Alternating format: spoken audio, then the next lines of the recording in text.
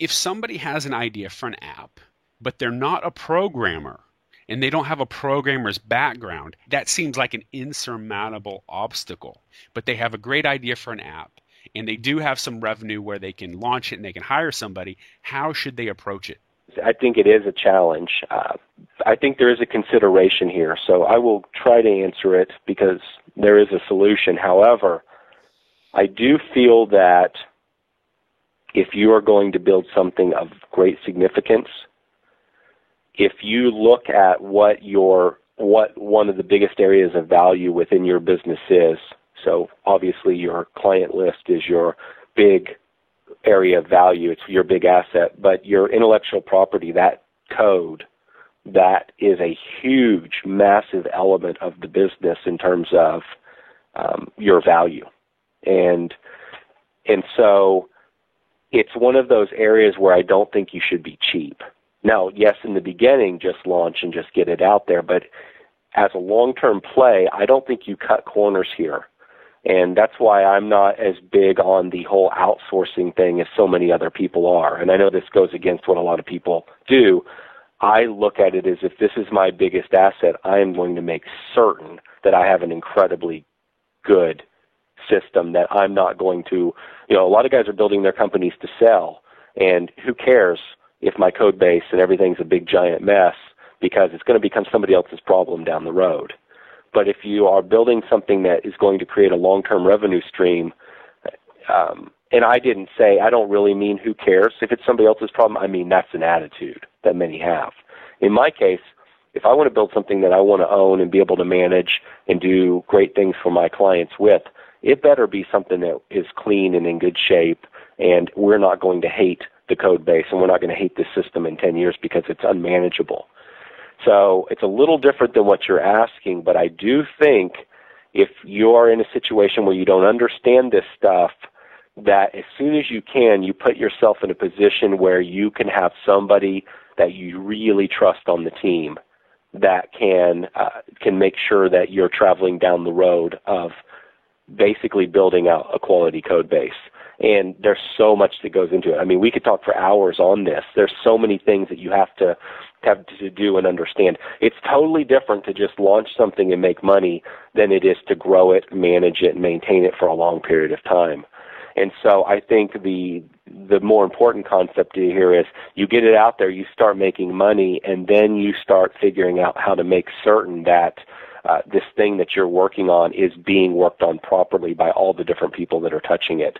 And if you have no experience and you don't know how to do it, then my advice would be that as soon as you can afford it, you hire somebody as a contractor consultant that's kind of a CTO level, kind of a high-level person that can come in and do code reviews and check things. Because if you just leave most of your stuff to contractors, there are some great ones out there, especially a lot of guys you just find on Elance and stuff. You could put yourself in a bad spot where your stuff is spaghetti code and a complete mess. And you won't know it because it's working, it's making you money, but in the long term it could greatly slow you down. So I think the way you do this is if you don't have any experience, and I'm not saying any of this is easy, but if you don't have any experience, then what you do is you outsource it. You're very careful about it. You do a little bit of reading and studying on your own. You try to find somebody and you give them small projects. You test them out. And then you find somebody that's going to cost you some money to do a code review on that stuff. And just double check it. And make sure, because the other thing is a lot of times when you have 5 or 6 different guys working on stuff, everything looks different. Nobody's following any standards. Everything's disconnected. None of your code base works and talks together. It just becomes a giant mess. In the long term, it will cost you a fortune to maintain it. What most companies have to do is eventually rewrite it all after they become successful.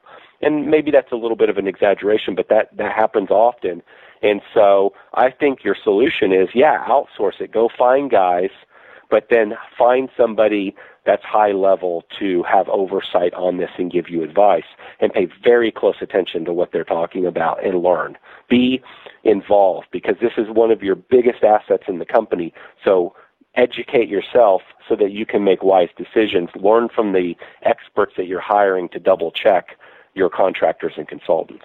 I think your point about hiring the contractor you can afford after doing your own research and your own education about the direction that you want to go and what you need to look for in a programmer and the different technology decisions that you might want to consider, paying a little bit more to hire a higher level advanced programmer for a higher hourly rate to do the code review to make sure that things are heading in the right direction. I think that is very valuable advice.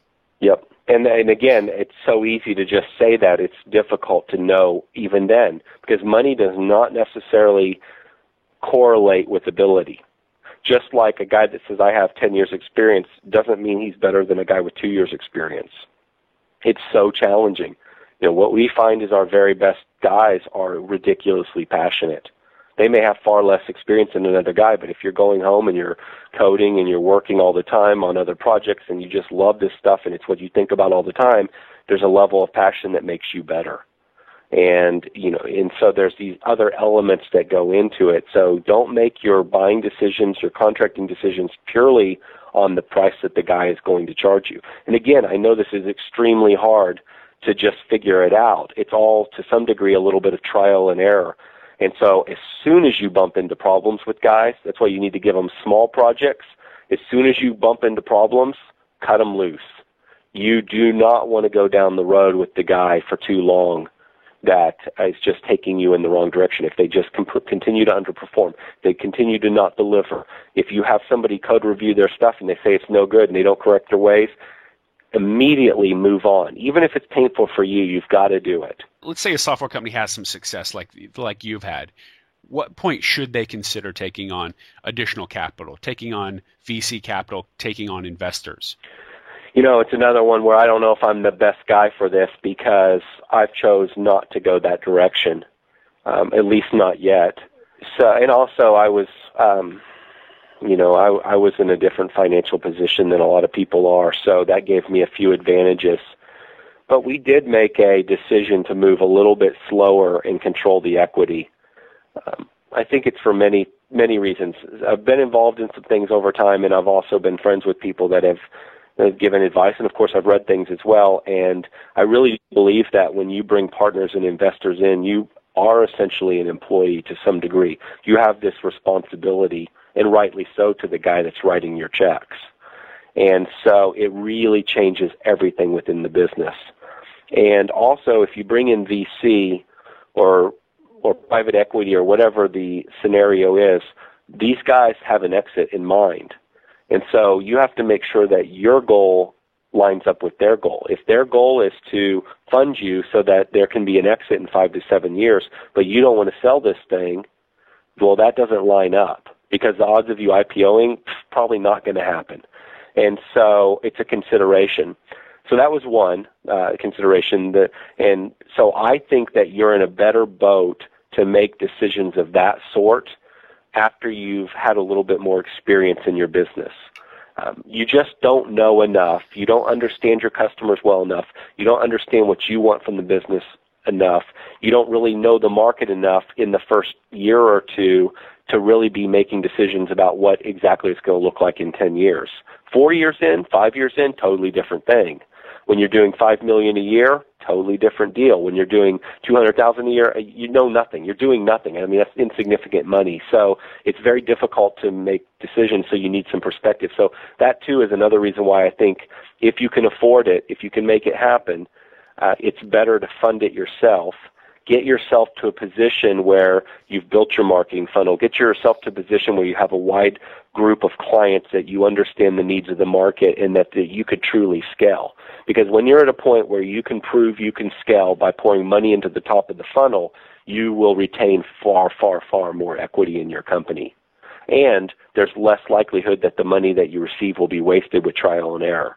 And so I think that taking the money later, if you're going to take it, is the way to go. I realize that that's painful and hard for a lot of guys, but I say, look, if you want to be in business, then do the time. I mean, are you serious about this, or is this just, are you wanting to play the game of amateurs? If you just, if you're going to be serious about it, go into this saying, I'm going to do the time. I don't give a flip that my friends down the street are living in the giant house, driving the cool car, still getting to do vacations.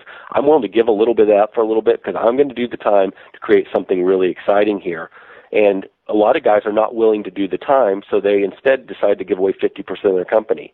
I'm willing to sacrifice a couple years and own my company, or sacrifice for a few years and retain my equity and then give very little equity away for a big amount of money later when I know exactly what the game plan is. Because that's what guys want. They want to know that they can pour their money in the top of your business funnel and have it produce X or some amount of return or some amount of growth. And when you can prove that, you have to give away far less of your money. So my attitude is take the money later, totally prove out the concept, be very frugal in the beginning, get all your ducks in a row, do the research on your dime, on your sweat equity, and that positions you to be in a far better position later. Now, again, take everything I just said with a grain of salt because I've never taken funding.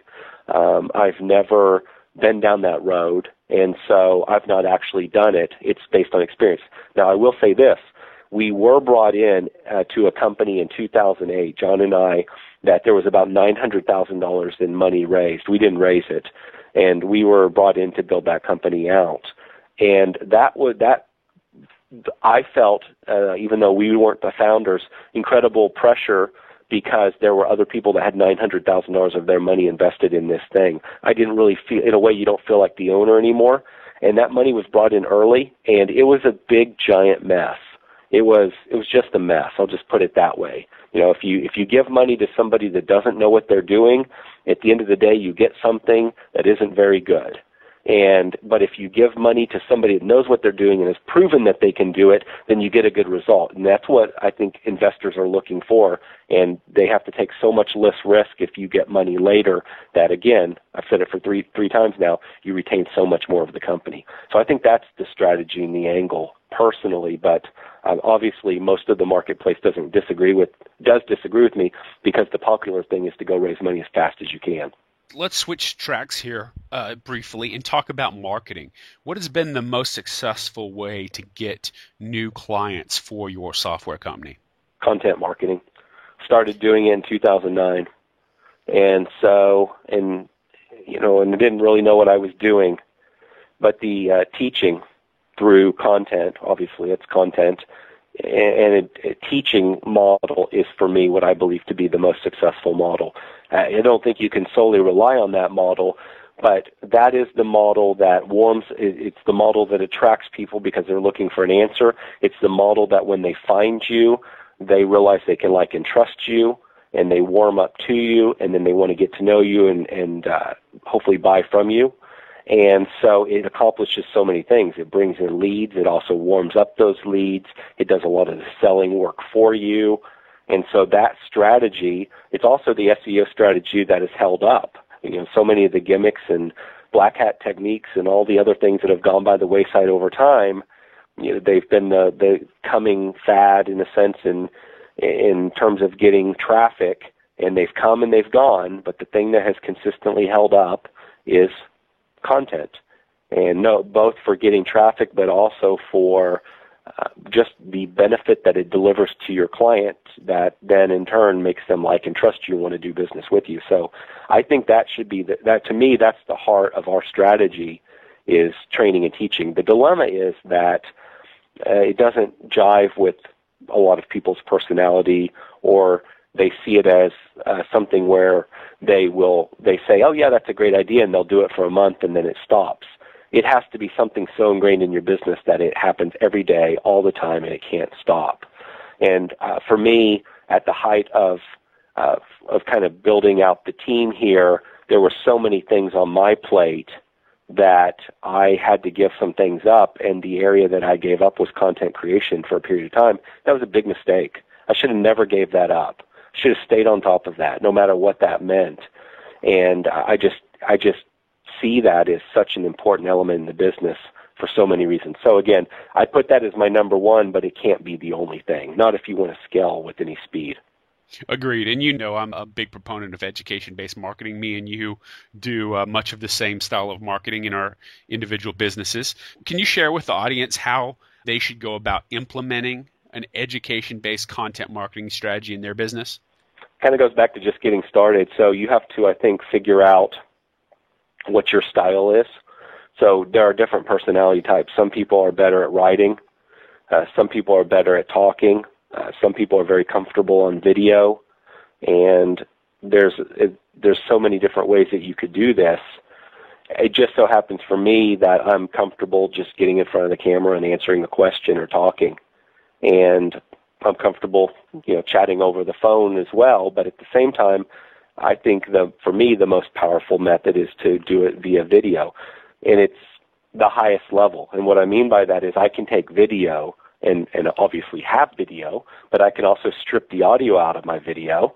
So now I have a podcast. I can also take that audio and have it transcribed, and now I have text. So to me, recording at the video level is the highest level, because now you can take that content to 3 different mediums. And so that's my preference. But I understand fully that there are plenty of people that aren't comfortable with that. They're more comfortable getting up first thing in the morning and just writing for 30 minutes. And that's great. That's better than 99% of your competitors will ever do. So do that. I think you've got to do what you're comfortable with. But I would recommend, because of the power of video, the power of seeing somebody and connecting with them, that if you can at all get yourself to do video, remember, you can always retake it. You can always stop and hit record again, practice it, try it, because that, in my opinion, is the best. So to answer your question, how do you get started? You just turn your iPhone around and start answering a question that your customer calls you all the time and asks you. So, you know what people want to know, because they send you emails, they send you live chats, they send you text messages, they send you emails. Answer those questions and just flip your camera around and answer the thing, and you have started creating content. So, Jonathan, what's been your secret to getting your clients to stick for a long time? Customer service. So in the beginning of your business, no matter what industry, no matter what that thing is that you're doing, in the beginning you are going to screw it up. Unfortunately, you're also going to screw it up later in business as well. And you're going to have mistakes all the time, but you're going to have a bigger number of mistakes, disappointments, frustrations in the beginning, especially because you're trying to figure it out. So in the beginning of the business, you think you know what direction you're going. So in the software world, you think you know what features you're going to release. But then as you learn more, you have to change strategies, change direction. You make mistakes. You have bugs. So the very best solution to overcome that is ridiculously good customer service. Go over and above. Spend more on customer service than makes sense on your P&L. And do more and give more and go out of your way more than everybody else. And do things that all of your competitors won't do and the big companies won't do and even the little guys won't do. Just help people with stuff. Yes, it takes time and you're going to have to work more hours, but it gains you an incredible amount of forgiveness. It gains you loyal customers. And so customer service will mask a lot of problems inside the business. What onboarding process do you implement at your company? Sorry about that. My phone. The onboarding process, well, for us, it's going to be different for different businesses.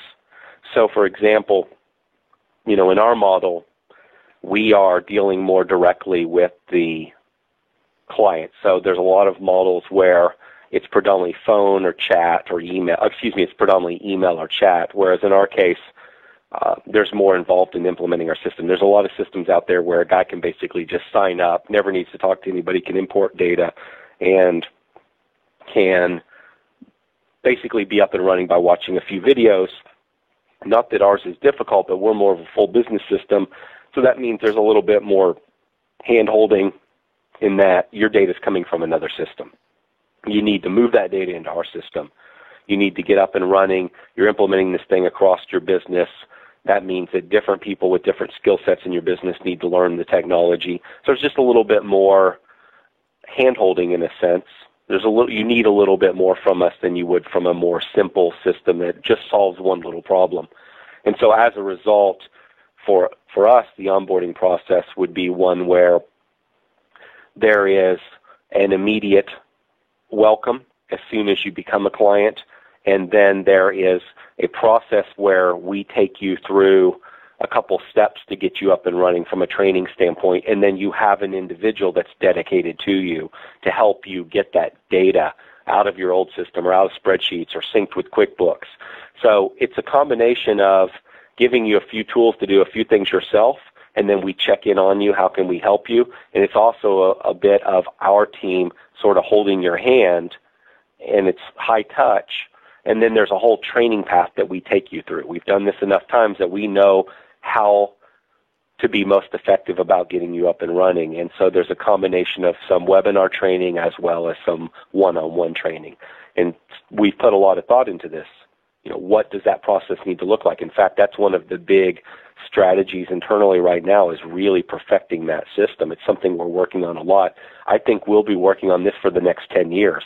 You cannot undervalue the importance of constantly tweaking and refining that process.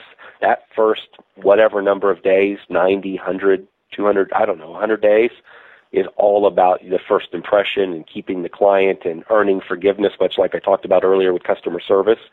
So you have got, and this is true in every business and every industry, that first X amount of time is so incredibly important to setting up the long-term relationship that you need to work for the rest of your life on your getting started process. And ours has a lot of room for improvement. We've worked on it before, but we're really focused on it. And I think that process should not be left to simply email and live chat. I think there has to be an in-person, a live element, a live touch to it if you really want to develop a relationship with the client.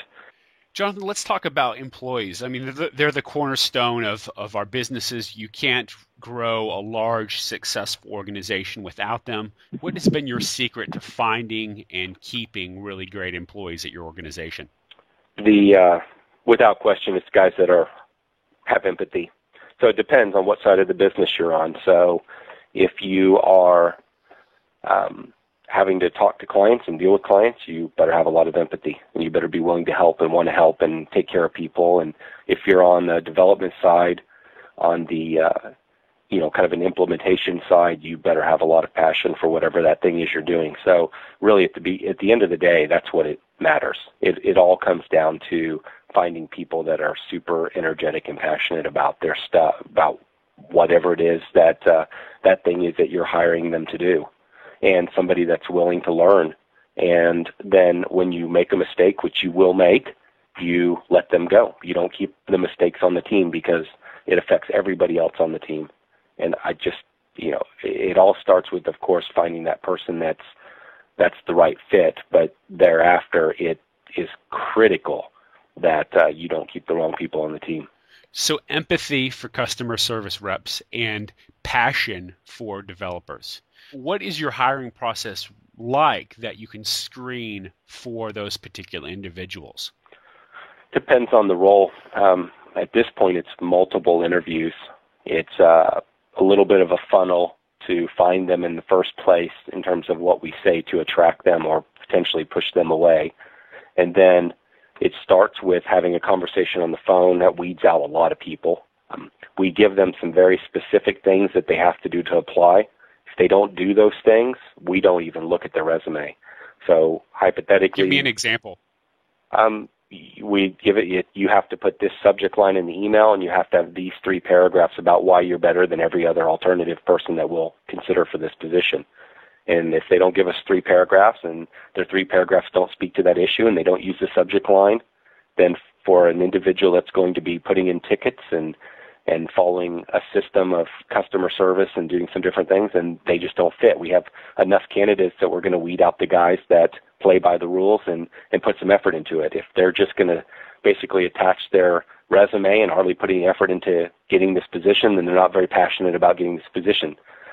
We're looking for people that have checked us out. We bring them in and we find out, okay, what research did you do on us? So there's a lot of little things like that. If you're in a developer position, we put you in front of a whiteboard and say, how do you do this? We make them whiteboard it out.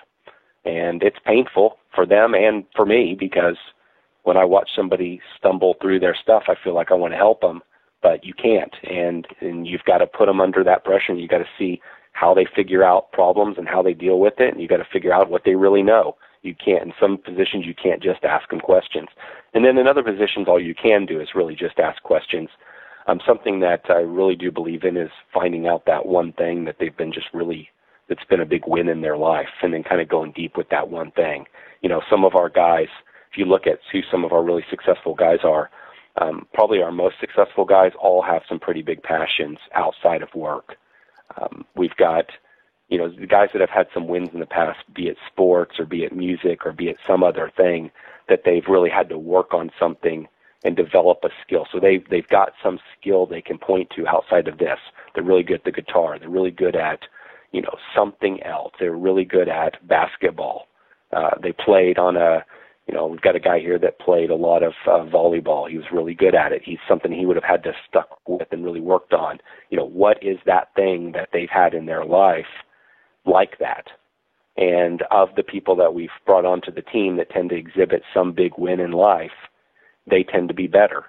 And so you're looking for that kind of stuff. And then if it's a person that's going to do some kind of a skill like actually selling or programming, then what do they sound like? You know, part of interviewing somebody for customer service is talking to them on the phone, because it's one thing to bring them in. Like I just brought in a guy the other day for sales that sounded great on the phone. Everything went good, but then I brought him in here and it wasn't so great. I ended up not hiring him, but he did sound good on the phone. That's the only way any client would ever experience him or lead would ever experience him, so maybe it would have been okay. But, you know, think about kind of the flip of that. What if I had brought him in first? He sounded awesome in the interview. He was great. He presented well. He looked good. Everything was good. But then when you talk to him over the phone, you can't see him. All you can do is hear him. If he doesn't sound good, he doesn't come across right, well, then you don't want him. So think about how might your client or your prospect experience that person, and how do they sound when not all of the senses are in play. All they can do is hear that individual, but they can't see them. They're not sitting there by them. Some of those things that rub off on you that make it feel like the right person may not feel the same to the individual that's experiencing that individual in a different way. So it just depends on the role, but there's a lot of different things like that that you really have to consider and think about. And a lot of things like that go into making your decision. And I can't overemphasize the need to do more than one meeting.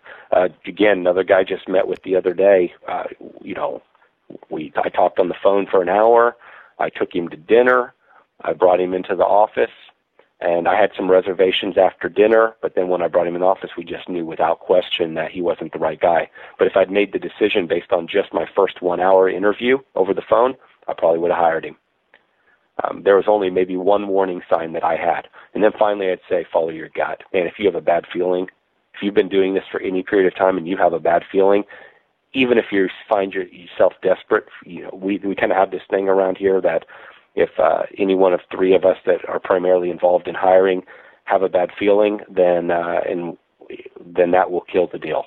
So, for example, if Brian here at our office said, you know what, I know you like him, but I don't feel good about him, then I wouldn't hire him, because I think that paying attention to your gut is really, really, really valuable.